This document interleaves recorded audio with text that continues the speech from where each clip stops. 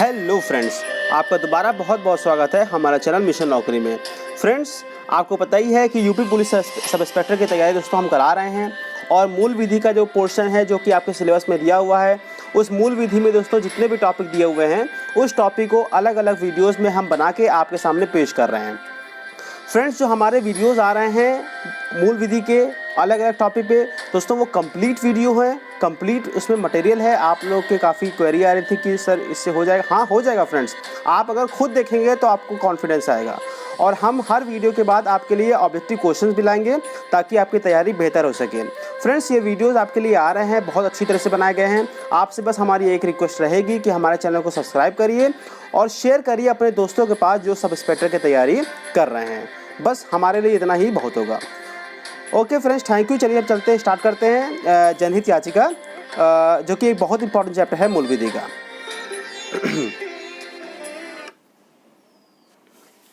Friends, course का नाम आप जानते ही, हमारा कोर्स का नाम है सिंघम 3, जिसमें हम आपको आपके जो मोटिवेशन है आपका यूपी पुलिस में दरोगा बनने का, वो हम आपको पूरी करवाने की हमारी पूरी कोशिश है।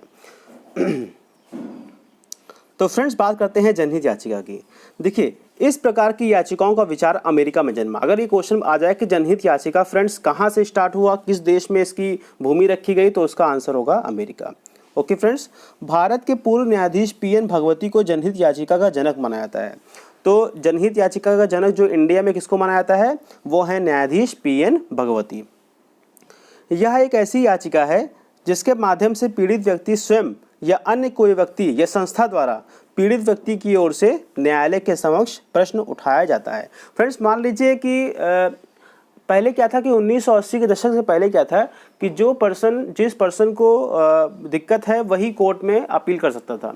अब क्या है पीआईएल में कि जैसे मान ली कोई संस्था है या कोई पब्लिक है, वो किसी जनरल इंटरेस्ट में है ना, जैसे मान लो महिलाओं पर अत्याचार हो रहे हैं या पोल्यूशन बढ़ रहा है, तो ये एक जनरल इंटरेस्ट है। उस जनरल इंटरेस्ट को लेके कोई भी संस्था या कोई भी पब्लिक, चाहे वो उससे अफेक्टेड हो या ना हो, वो जो है पीआईएल या जनहित याचिका कोर्ट में दाखिल कर सकते हैं। पहली जनहित याचिका बिहार के कैदी हुसैनारा खातून के नाम से दायर की गई थी और इस मामले को इसलिए हुसैनारा खातून बनाम बिहार राज्य का नाम दिया गया।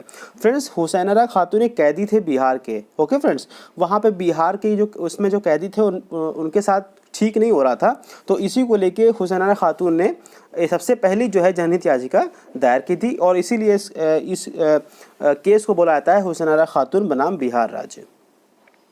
इस सफल मामले के परिणाम स्वरूप जो हुसैनारा खातून थे उनको जनहित याचिका की माँ भी कहा जाता है। तो फ्रेंड्स, ध्यान रखिएगा, जो हुसैनारा खातून थे, कैदी हुसैनारा खातून है ना, इनको जो है जनहित याचिका की माँ भी कहा जाता है क्योंकि इनका केस सक्सेसफुल हो गया था।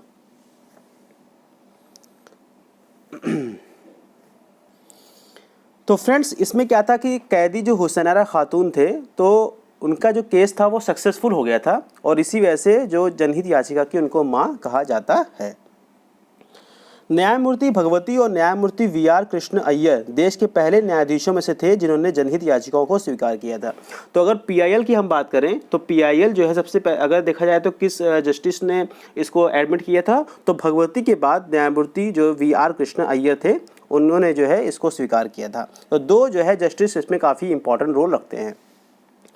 भारत के सर्वोच्च न्यायालय ने एसपी गुप्ता बनाम भारत संघ के मामले में जनहित याचिका शब्द को परिभाषित किया था। फ्रेंड्स, ध्यान रखिएगा, जो न्यायमूर्ति पीएन भगवती थे जब उस समय वो जस्टिस थे, तो उन्होंने एसपी गुप्ता बनाम जो यूनियन ऑफ इंडिया था, भारत संघ का एक केस था, उसमें उन्होंने जनहित याचिका को परिभाषित किया था। जनहित याचिका की अवधारणा भारत के संविधान के अनुच्छेद 39A में निहित सिद्धांतों के अनुकूल है जो कानून की मदद से त्वरित सामाजिक न्याय की रक्षा और उद्धार करते हैं। फ्रेंड्स, किसी भी पब्लिक को, किसी भी हमारे यहाँ जो इंडिया में जो पर्सन है उसमें जो हमारा directive principles of state policy है जिसमें 39A के बारे में कहा गया है कि किसी को भी तुरंत न्याय मिलना चाहिए, तो उसी को बेस बनाते हुए जनहित याचिका को देखा जाए तो इसको इंट्रोड्यूस हुआ था। 1980 के दशक से पहले केवल पीड़ित पक्ष न्याय के लिए अदालतों का रुख कर सकते थे। तो ये तो अब मैंने आपको बताया कि 1980 के दशक में केवल जिसको दिक्कत है वही कोर्ट में आ सकता है। अब ऐसा नहीं है, जनहित याचिका ने इस मैटर को काफ़ी डाइल्यूट कर दिया है। जनहित याचिका किसी भी कानून या किसी अधिनियम में परिभाषित नहीं है। तो फ्रेंड्स किसी कानून, इसका कोई कानून नहीं है ना, इसका कोई एक्ट है कि इसमें इसकी डिफिनीशन दी गई हो। हाँ, ऐसे नॉर्मल डिफिनीशन सर्वोच्च न्यायालय ने दी है, जो कि दी है एसपी गुप्ता बनाम भारत संघ के केस में। याचिका दायर करने वाले व्यक्ति या संस्था को अदालत की संतुष्टि के लिए साबित करना होगा कि याचिका सार्वजनिक हित में काम करती है और या मौद्रिक लाभ के लिए नहीं है। फ्रेंड्स एक चीज़ और है, जो कोई भी अगर मान लो पीआईएल दाखिल करता है, तो वो ऐसा नहीं है कि वो पीआईएल जो वो उसको कोर्ट को बताना पड़ेगा कि ये जो पीआईएल है पब्लिक इंटरेस्ट में है, इस पीआईएल से उसका कोई मौद्रिक या कोई फाइनेंशियल लाभ नहीं मिलने जा रहा है। अगर कोई फाइनेंशियल लाभ मिलेगा तो कोर्ट उस पीआईएल को तुरंत जो है कैंसिल कर देगा और उस आदमी के खिलाफ फाइन भी लगाएगा। ऐसा प्रोविज़न कोर्ट ने कर रखा है। भारत के 38वें मुख्य न्यायाधीश एसएच कपड़िया ने कहा था कि मौद्रिक लाभ के लिए जनहित याचिका दायर करने के लिए व्यक्ति या संस्था पर पर्याप्त जुर्माना लगाया जाएगा। तो ये भारत के जो 38वें मुख्य न्यायाधीश थे एसएच कपड़िया ने, उन्होंने कहा था कि अगर कोई जनहित याचिका दायर करता है और उसके लिए उसका कोई प्राइवेट इंटरेस्ट है तो उसको जो है फाइन लगाया जाएगा उस पर। ऐसा इसलिए कहा गया था क्योंकि पीआईएल दाखिल करने का मामला मौद्रिक लाभ के लिए बढ़ रहा था। फ्रेंड्स इसलिए कहा गया था क्योंकि कई लोग जो पीआईएल दाखिल कर रहे थे उनका कोई अपना लाभ था, इसलिए दाखिल कर रहे थे। तो कोर्ट ने जब इसको संज्ञान में लिया तो उसने कहा कि ऐसा अगर कोई करेगा तो उसके खिलाफ हम फाइन लगाएंगे। कोई भी भारतीय नागरिक या एक जनहित याचिका दायर कर सकता है, एकमात्र शर्त यह है कि इसे निजी हित में नहीं बल्कि बड़े ही जनहित में दायर किया जाना है। तो फ्रेंड्स मैंने आपको बताया था कि कोई भी अगर भारतीय नागरिक जनहित याचिका दायर कर रहा है तो उसको ये बताना होगा, कंडीशन होगी कि ये जो है जो भी पीआईएल है ये जनहित के लिए है, किसी प्राइवेट हित में नहीं है। जनहित याचिका के दोस्तों लाभ क्या है? ये याचिकाएं जनहित को सुरक्षा तथा बढ़ाना चाहती है, मतलब किसी भी पब्लिक को सुरक्षा के लिए बेसिकली है ये। इनका लक्ष्य तीव्र तथा सस्ता न्याय एक आम आदमी को दिलवाना है तथा कार्यपालिका विधायिका को उनके संवैधानिक कार्य करवाने हेतु किया जाता है। तो फ्रेंड्स जैसे मान लीजिए कोई भी पब्लिक है, कोई भी लोग हैं, उनको जो है एक सस्ता न्याय नहीं मिल पा रहा है, तो उसके लिए जनहित याचिका काफ़ी इंपॉर्टेंट लगती है। और दूसरी बात, जो हमारी मशीनरी है, जो सरकार की मशीनरी है, चाहे वो विधायिकी हो चाहे वो कार्यपालिका हो, वो अपने जो उनको कार्य दिए गए हैं, संवैधानिक कार्य हैं, वो अपने कार्य सही से कर रहे हैं या नहीं कर रहे हैं, इसलिए भी जनहित याचिका काफ़ी इंपॉर्टेंट रखती है। ये सामूहिक हित में काम आती है, ना कि व्यक्तिगत हित में। मैं आपको बता चुका हूँ। इनको स्वीकारना या नहीं स्वीकारना न्यायालय पर निर्भर होता है। फ्रेंड्स ये बहुत इंपॉर्टेंट चीज़ है कि किसी भी पीआईएल को एक्सेप्ट करना है कि नहीं करना है, ये पूरा डिपेंड करता है कोर्ट पे। ओके, ये राज्य के साथ ही निजी संस्थाओं के विरुद्ध भी लाई जा सकती है। तो कुछ ऐसा नहीं है कि केवल गवर्नमेंट के खिलाफ लाएंगे, आप किसी प्राइवेट इंस्टीट्यूशन के खिलाफ भी जनहित याचिका दायर कर सकते हैं। अब फ्रेंड जनहित याचिका दाखिल कैसे करनी है? तो कोई भी नागरिक जनहित याचिका दायर कर सकता है भारतीय संविधान के अनुच्छेद 32 के तहत सर्वोच्च न्यायालय में। ओके फ्रेंड्स, भारतीय न्यायालय संविधान के अनुच्छेद 226 के तहत उच्च न्यायालय में, और मजिस्ट्रेट की अदालत में आपराधिक प्रक्रिया संहिता जो है धारा 133 के तहत। तो 3 जगह दाखिल कर सकते हो, सुप्रीम कोर्ट में, हाई कोर्ट में, और जो कोर्ट ऑफ मजिस्ट्रेट है उसमें जो सीआरपीसी की धारा 133 है उसके तहत भी आप जनहित याचिका दाखिल कर सकते हैं। अब कुछ इंपॉर्टेंट जनहित याचिकाएं फ्रेंड्स हम बात करेंगे जो कि इंपॉर्टेंट जो रही हैं, जो काफ़ी प्रचलित हैं जनहित याचिका में। तो एक है विशाखा बनाम राजस्थान। तो फ्रेंड्स विशाखा बनाम राजस्थान में क्या था कि एक भंवरी देवी थी।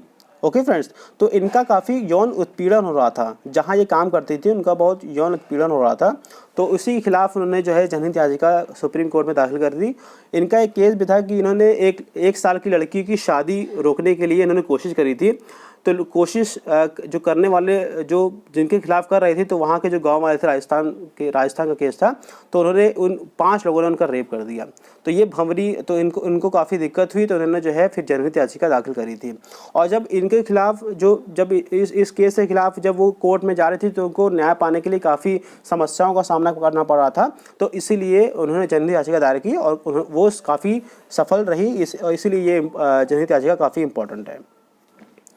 एक है एमसी मेहता बनाम भारत संघ। दोस्तों ये भी इम्पॉर्टेंट जनहित याचिका है कि अदालत ने कई उद्योगों को बंद कर दिया था और गंगा बेसिन से नियंत्रित प्रदूषण निपटान के बाद उन्हें फिर से खोलने की अनुमति दी थी। तो फ्रेंड्स एक्चुअली कुछ उद्योग थे जो गंगा बेसिन को प्रदूषित कर रहे थे, तो ये याचिका इसलिए थी ताकि ये पोल्यूशन जो है, प्रदूषण, उसको रोका जा सके। तो इसलिए ये भी जनहित याचिका काफ़ी इंपॉर्टेंट रखती है।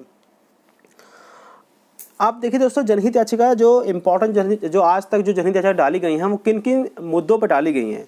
जैसे कि बंधुआ मजदूरी के मामले में उपेक्षित बच्चे जो बंधुआ मजदूरी करते हैं, श्रमिक को न्यूनतम मजदूरी का भुगतान न करना या आकस्मिक श्रमिकों का शोषण, महिलाओं का अत्याचार, पर्यावरण प्रदूषण, भोजन में मिलावट और संस्कृति का रखरखाव। तो फ्रेंड्स इन सब केसेस पे जनहित याचिका अभी तक दायर की गई है।